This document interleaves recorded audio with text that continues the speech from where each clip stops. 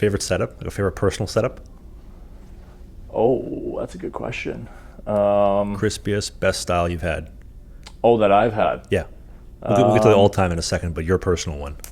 Well, I'm gonna go way back, and it's probably one that nobody's ever seen. There might be a couple pictures, but when I was like 11 and 12, I want to say, I had the spider web, the Vaughn black and white spider web pads, and those were pretty epic.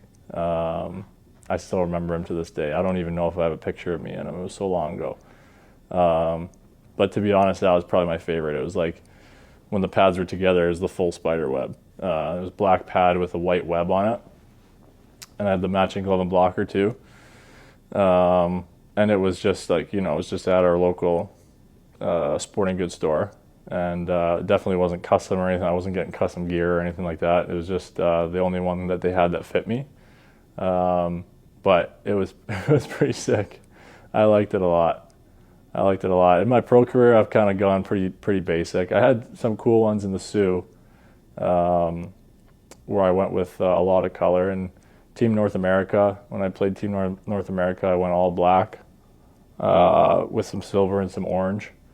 So yeah, some of the outdoor games too, like some of the one-off games, I'll maybe go a little bit more bold with it. I went my favorite whole kit, I guess you could say, was the outdoor game that we had when I was in Pittsburgh. We played at Heinz Field. We had the almost all yellow jerseys with black on the arms, and I went full black pads and a black helmet with the yellow stripe, and I wore the eye black like the football guys do.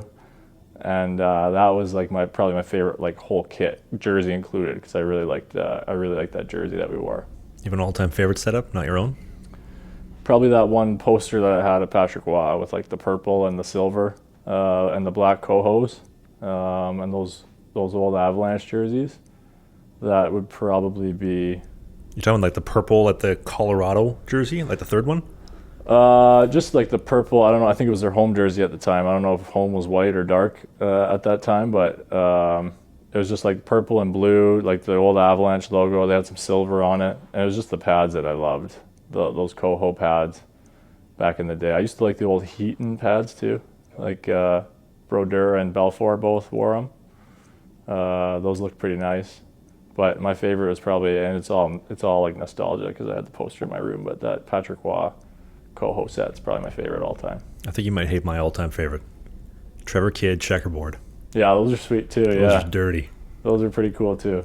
The Leafs ones were nice. I really like the Carolina ones. Yeah. The black patch and the red patch. Yeah. Those were, and then the long hair coming out the back. Yeah. The dragon mask. Yeah, that guy had good style for sure. Manitoba legend.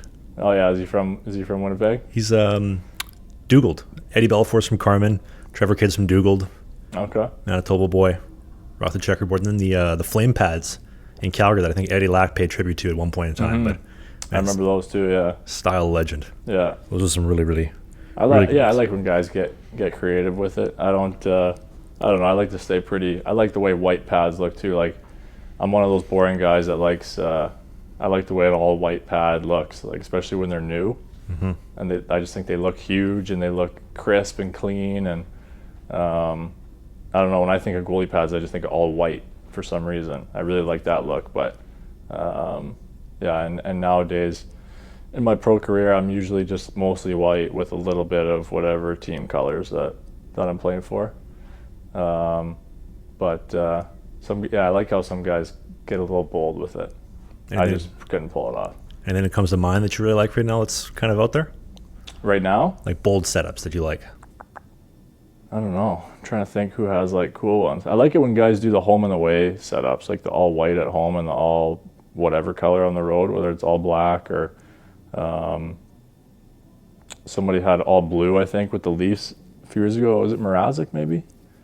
I can't remember who it was, but that all blue with the Leafs, whoever that was, that looked pretty sweet because that blue is tough to beat, and those jerseys there's no better jersey in sports if you ask me. I think the last dark blue Leaf setup would have been Felix Potvin.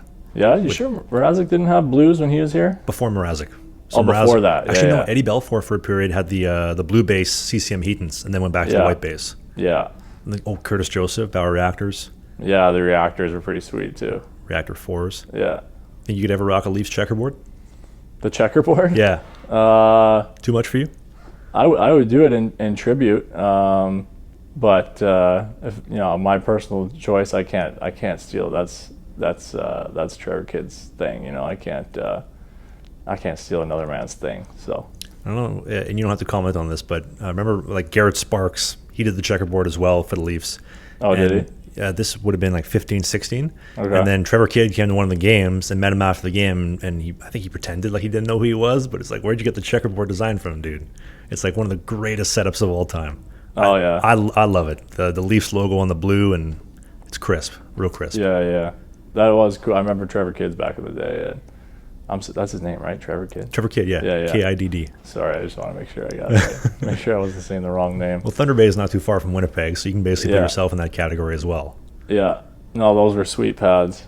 For sure. Create a podcast exclusive. If you're ever looking for a tribute setup and Drew's doing customs, you do a checkerboard. Yeah, maybe for like if I ever get in an outdoor game or something like that. Ooh. Yeah, we'll see. Options open. Wouldn't that be something? You got to do the full mask too with the dragon. Maybe get like a fake mullet, little salad cone at the back. Yeah, that would be wild. All you can eat buffet lettuce at the back. This might be an unpopular opinion, but one of the things I dislike the most is when guys do like the helmets with the ears painted on, like the vintage ones with the ears painted on. I don't know. That doesn't sit right with me. I don't know why. Just like it's odd. Yeah, it just doesn't look good. Like with an ear painted on your helmet. I don't know. I just never liked it. I feel like guys either do the hair and the ear with the vintage mask, or a lot of the Dave Art guys do like the monster with the vintage mask, like the Pecorine style, or a couple guys like that. Yeah. They're really, I like them personally. I just don't think I would probably never paint an ear on my helmet myself, but I just can't pull it off. That's probably why I don't like it. Because you don't have the mullet anymore. If you had the mullet, it would go a lot better. It would kind of flow at the back. Yeah, I used to have hair like down to here. Well, I got it in the notes. We'll get to that. Oh, don't worry. Hey, if you enjoyed this video, hit the subscribe button. We do a new podcast every single Sunday during the season called Sling the Biscuit. It is a non-mainstream hockey podcast, so we talk about my hockey career, the minor pros, Spain, the Fed, you name it, all the stuff that you won't hear in the mainstream news. Music, Pop culture. politics, a little bit. Thanks for watching this video, and we'll see you soon.